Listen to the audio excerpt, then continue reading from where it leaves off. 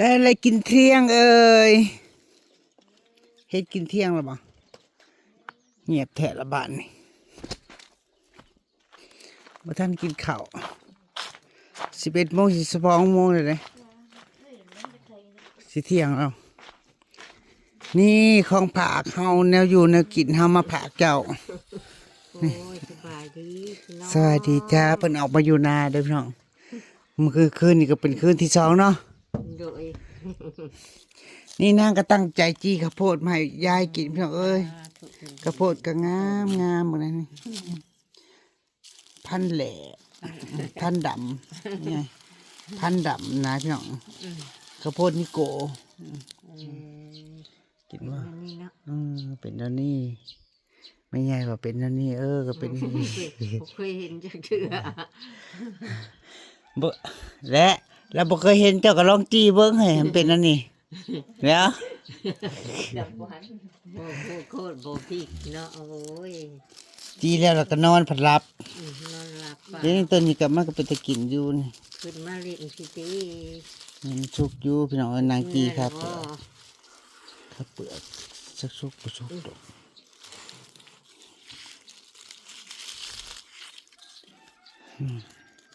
มาจากพี่น้องเอ้ยผู้จี้มาข้าวโพดก็ได้ลวกล้นมันสุกอยู่เนาะจังอันใดสุกนี่แหละจ้ะบ้านยายบ้านกกบ้านข้าวใหญ่ออกมานี่แต่เปลี่ยนมูดปิดมูนมังเบิ่นก็ใหญ่ออกมาพี่มาตั้งพี่ก็กลายเป็นทรงหมาแงนบ่แต่จ้ะทรงบาทเย็นนั่งกินไปโวยเนาะยังแรงห้วยจนเมื่อคืนคำวันบ่แม่นหนาวพูดย้อนพุ่นบ่เคยชูมาเล่นเคยเพิ่นว่าอันจะแม่นบ่เดือนขี้ได้สิอยู่ลมพัดโวยเพิ่นว่าชูเพิ่นว่ามันลมพัดมาโยนลมมาคอนเทนเนาะนี่แหละตัวยืดมันก็บ่มีหยังพี่น้องเอาแป้นรองนี่นะคะคันพี่ฮู้กูดมานี่ก็ห้วยเติบนึงอยู่นี่หลายคนก็มารีวิวให้เบิ่งนะจ้านี่จ้านี่เขาก็ยกขึ้นกระเทิบตั้งไว้นี่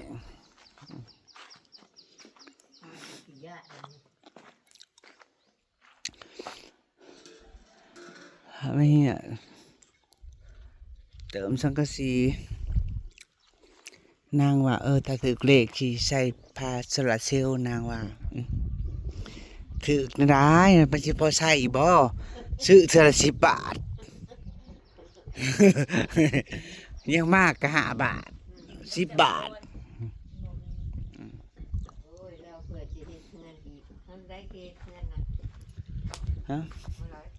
ยายว่าเพิ่งบริเสียเงิน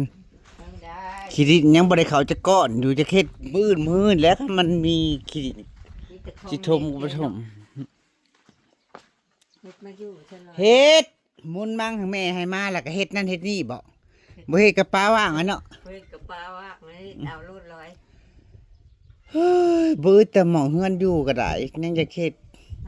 เฮือนเจ้าเองเฮ้ยอันนี้เปรียบเงินส่วนตัวเลยเนาะเฮือนส่วนตัวบ่แม่นสิเฮือนเข้ากันหั่นเด้ร้อยมันเป็นของเจ้ามันก็เป็นของเจ้าคือของใครร้อยเห็นบ่เฮ็ดในบ้านต่อเติมให้น่ะคุณแม่น่ะก็บ่ได้อยู่มาออกมาอยู่นำกันอยู่พี่เจ้าได้เฮ็ดตัวนั้นนะแม่เฮือนที่ชาวแสงอยู่เด้พี่น้องเฮ็ดก็ห้วยยันเซนนั่นน่ะอย่างเพิ่นเลินแต่ว่าเฮ็ดเอาไม้ชาวบ้านเฮ็ดก็ของตอนน่ะที่เฮ็ดอยู่ในน่ะอีแม่เราบอกออกมาสิออกไปหยังที่ไปอยู่หยังก็อยู่พี่บัดนี้ยามมันดึกดื่นยามเราอันไปห้องน้ำยากเด้เอาก็เฮ็ดห้องน้ำติดโตให้เลยคือว่าอยู่หั่นเลยแบบว่าลูกหลานไปมาบ่แม่นว่าทิ่มแม่อยู่ผู้เดียวหรอกพี่น้องบัดเพิ่นออกมาอยู่นามันก็สวัสดิ์เสวยบ่ขี้ฝุ่นเด้บัดนี้อยู่ฝุ่นคือว่าติดทางเนาะติดทางมันขี้ฝุ่นเด้นอนก็บ่ฮ้อนอะไรวะนี่รวยๆแล้วมันนอนผีมันฮ้อนเราเห็นมั้ยเราสอนเจ้าเด้สิมาอยู่บ่เลยบ่หั่นใดว่าน่ะอีหยังก็ยังอยู่เฮือนผมบ่ บ่เลยสิกันคือสิได้บ่บ่ห้อง ห้วยก็ชัมพูห้อง ออกมา เต็มเงิน ปั่นสิบ่ได้เข้าไปนั่นแหละเว้ยลูกเต้าหลานซิมอนเสือซิมอนชอนชัยเขาไปนอนพี่น้องเขาไปนอนบ่แม่นออกมาอยู่นาแล้วก็สิถิ่มทั้งนั้น จังหวะนั้นแหละแม่เพิ่มเจ้าน อนนอกบ่ นอน นอนนอก นิดน้อยเขานอนอยู่กลางเรา เล็กน้อยนอนบ่หลานนอนพุ่น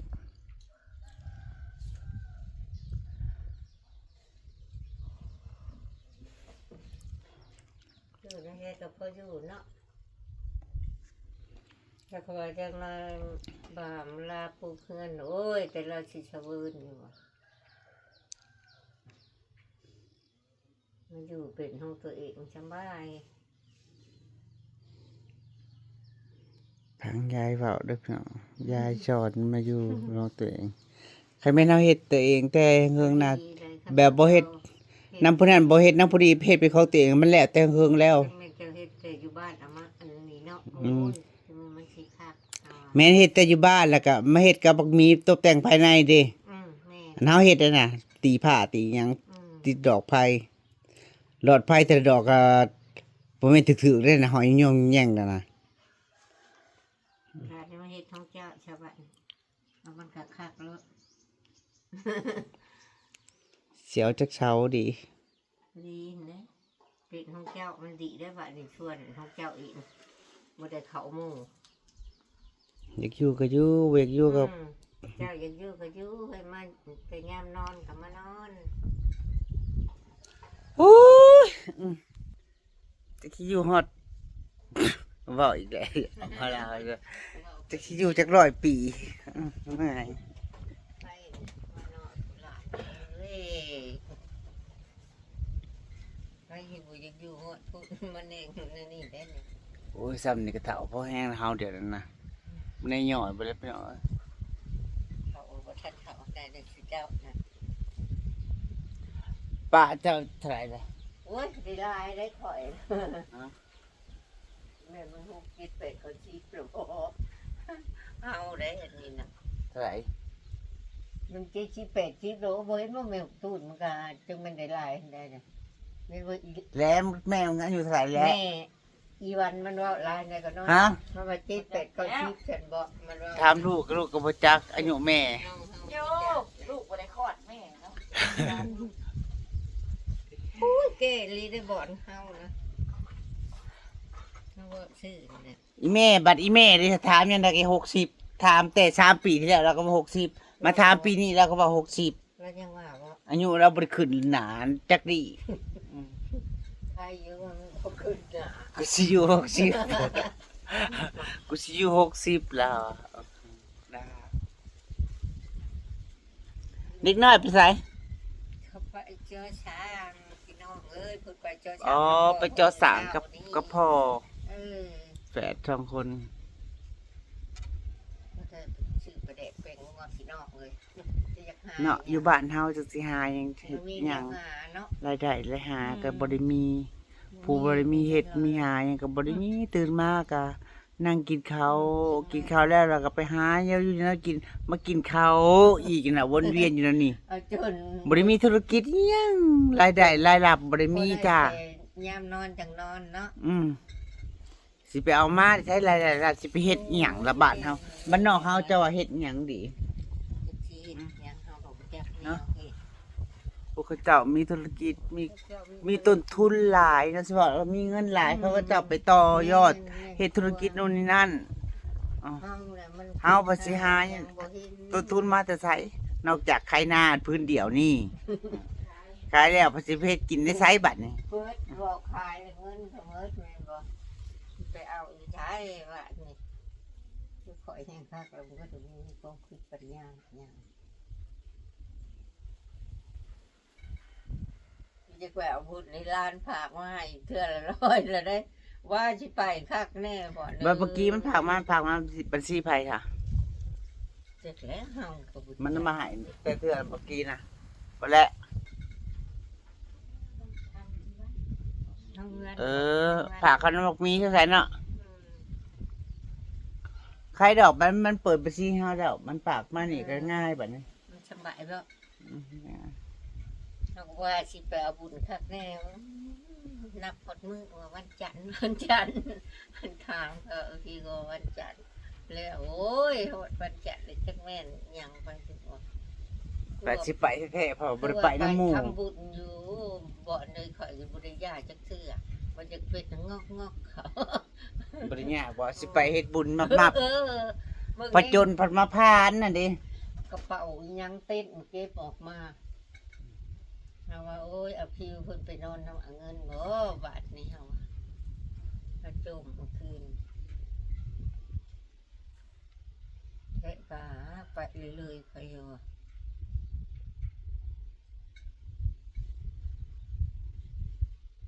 มันจะเป็นในจังแม่งยังมันจะยาก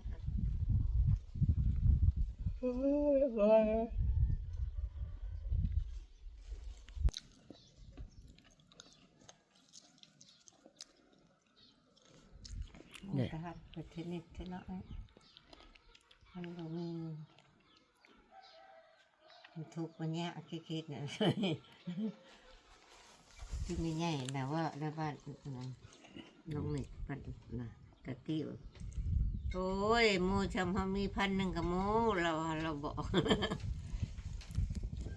เข้าใจบ่พี่น้องอันยายเพิ่นจมว่าอันไปเฮ็ดบุญหมู่โมโม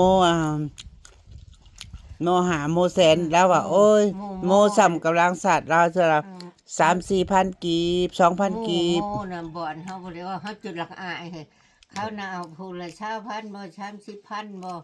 ผู้แชนบ่เฮาพลักอายอันตอด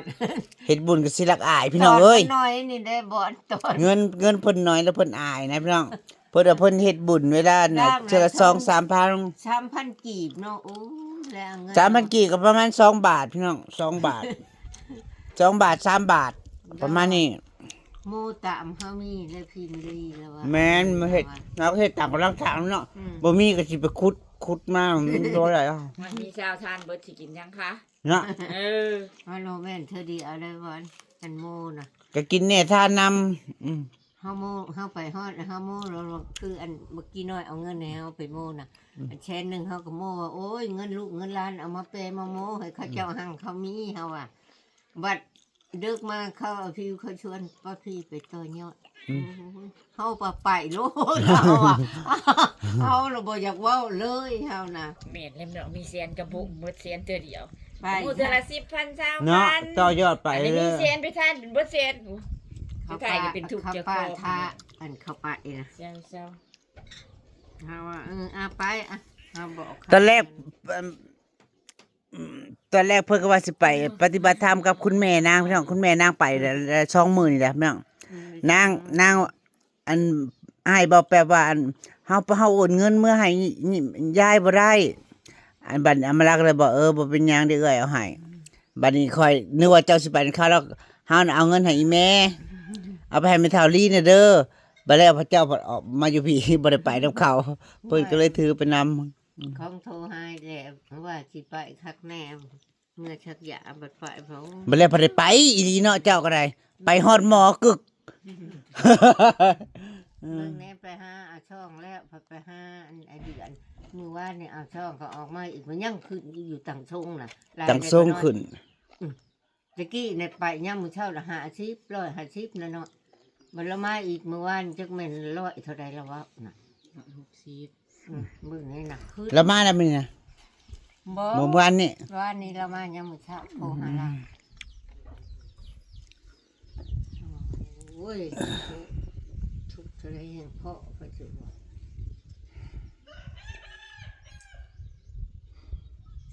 นาทานพันเด้อันเอาป้าทากไปอันนี้ ตอนเพิ่นเจ็บน่ะเขาบ่ให้เพิ่นมาน่ะ ทานพันวัดพระคองเราเพิ่นมาอยู่ทางเฮาเนาะพันแม่เคพันเรามาถือเละ อืม เพิ่นก็มาเลยไปฮอดขับปะทากก็ลงรถจะเฮาลงรถแล้วนั่งห่มไม้เป็นอิหยังเพิ่นถามเพิ่นถือมีแฉมาโอ้จะเกิดหยังปะทะว่ามันกระเพาะขึ้นว่ามันเป็นอิหยังอันมีหมออยู่บ่ถามอันซุมอันบาดอัน ว่าเป็นไข้มันยังเป็น เฮา ตา ไปไม่น้อย อย่าดีว่าเพื่อสิได้มารอดตายนี่รอดล่มรอดตาย ถ้าบ่ค่ารอดนี่ยังตายอยู่นะคะ หมุนป่านะคะสบายดี จะไปแย่เท่าไหร่แต่ใครบ่ค่อยแย่น่ะอืม กับข้าวพี่น้องกินข้าว บ้านบักตึง พอเห็นอีดำโผล่มาเอา บักตึงไปแย่มาขายมื้อหนาขายให คือว่า ญ่ กี่ว่าคอยเอา เจ้า ทำ เขาไปใส่ บ่บ่น เขาไปตะคึมทำผ้าผู้เลาะขึ้นมาพี่ มันเล่าว่านี่มันว่าคอยซื้อ ๆตามลำห้วยมันก็ได้แล้วเนาะ มันว่ามีแต่ไข่ใหญ่ๆแล้ว ยังกินบ่เบิดแล้วบ่ย่างอยู่ได้หรอ มาเข้ามาเฮ้ เพิ่ ย นจี้ เมื่อย มา แด กะ ด โคตรเพิ่นนอนบ่ามันบ่ชุก ชุกบ่ ชุกสักกำเดียว ว่ามันชุกขังเดียว อืม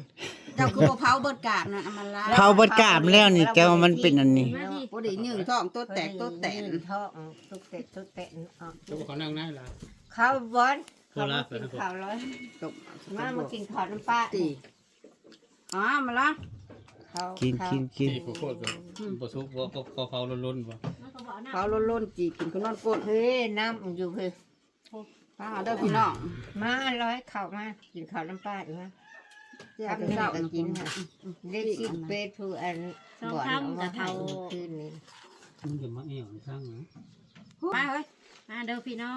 งกินข้าวน้ำกั มาน กินข้าว เพื่อสิได้กินนี่ก็มันครบจน ไข่มด รอด แง ตาย ไข่แต่แรก รอดนะได้หมุนป้าหมุนดงไว้แค่นั้นน่ะดูสิโป้งผู้ เข้ามาบ่อน เอาเขาแม่เป็นหนักเป็นงัว ว่าก็มาก นั่นเขานะ บริจาคไว้ให้ทำเป็นเลย ตัวแหละเปิดมันก็รู้มากิน เขาห้องนี่ล่ะเข้ามาบอน คือว่าอัด เอาเปิดออกอ่ะ มันกระแดกบ่โอ้มันบ่แม่นน้อยมันกระแดกเขาเย็นเอามาบ่แม่น บ่จุเอาแล้วยาเขาก็แดง เข้ามามาละ มันชกไปใส่ตึ้ง บ่ายแข็งโป๊ะ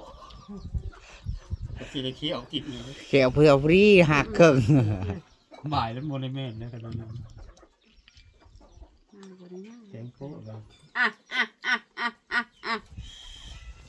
คือมาตะวิน แอมหัวกับตัวจ้อย มันบ่มีน้ำกินแม่ ที่ฟ้าอีมอนคน งัว นี้ จะได้บ่ เอ้ยแท่น แล้วก็แล่นเข้าไปผู้เลยได้ผู้มันก็เมื่อเงินผู้แล้วมันก็รุ่น เอิ้นหาแม่มั้ง ผู้เดือดพักกระเดาคักเลยทำลากคือมือมันเยอะ บ่บ่ เอาเงินโหมีประโยชน์ เขาว่าจะเอามาใส่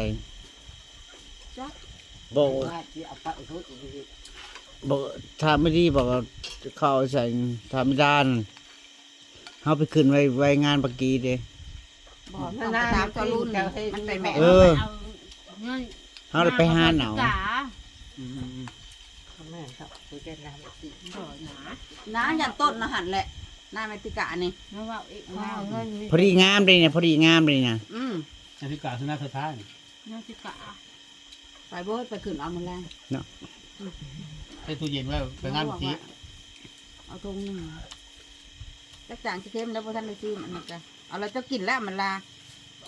กิน เพื่อกินน้ำร้อนต้องมูสัญญากล้วยเขา อืม กระจายเดียว เอาจานเจ้าเงี้ย พักกระโดดงามเลยครับ อุ้ยเจ้าก็งามเลยเครื่องสะอาดนี่มันกระก้าเลยทั้งไรน่ะแล้วเนี่ยมาดังกับเขาง่ายท่านบ้านถึงจริงทางจะอยู่กับต่อยเอาจริง เราจะเห็นยังก็เนี่ยได้เอาแล้ว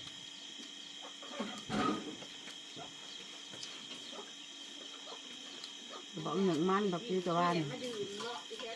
เฮ้ยหาจิตหนึ่ง เนี่ยใช้แต่หน้า นี่น้อยซิบเข่าน้ำกินได้แค่น้อย โอ้โห นี่นะนี่จิตเขา หน้ายาวนะที่ข้าวปฏิกิน นี่ เบิด ได้น้ บ่น้ำให้งัวนั้น ำซึกดิ เอาไว้กินโลดข้าวมีบริอึดนะมันกินบ่เบิดกับเขาพูดแต่ตามนะ มันบ่ให้กินสบองวัวนะ แล้วมาพร้อมกันลืม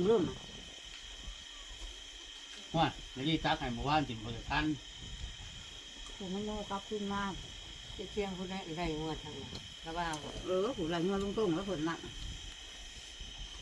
ข้างหัวเอาแล้วให้ประตูแล้วโอ้เดี๋ยวจะสบายบ่ ถ้าว่ามันดี ผม คมบ่ ไปเอาห้องเอาเงินเด้อเขาจะไปหน่อยเนาะ คมบ่ เห็นผู้อะไรห้อง เจ้าขึ้นในนี่ยังบ่คมท่อ พ่นกับ ต้นของเฮายังแซ่บกว่าเนาะ กินมื้อนั่นน่ะ ผมกับพ่นจะไม่กล้าพ่นเกลียดเรามากินคน ขันเลยนะเนาะเอาคนเกิด พ่นเป็นข้าวไว้ แล้วว่ามากินรถมันขาดย่างเด้ ให้พี่น้องจ๋ามาละพาจากกันด้วยจ้าสวัสดีค่ะ มากินข้าว